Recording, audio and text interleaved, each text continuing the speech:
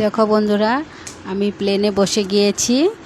তো প্লেনটা যত একটু একটু করে উপরে যাচ্ছে, ঘরগুলা তত ছোট ছোট হয়ে যাচ্ছে। দেখতে পারছো? কিন্তু সেই ভালো লাগছে।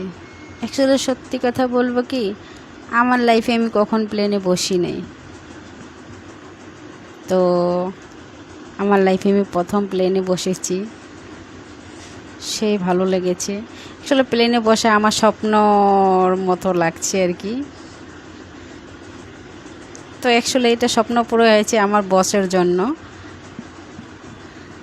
দেখো কি সুন্দর যাচ্ছি, মানে খুব আনন্দ লাগছে। আমার মনে হচ্ছে যে আমি কি বলবো তোমাদেরকে, খুব খুশি লাগছে আমার। খুব সুন্দর দেখো, বসার সাথে সাথে মনে হচ্ছে যে জলদি জলদি আমরা গুয়াহাটির থেকে দিল্লি এয়ারপোর্টে পেয়ে গিয়েছি। কথা বলতে বলতেই পেয়ে গিয়েছি।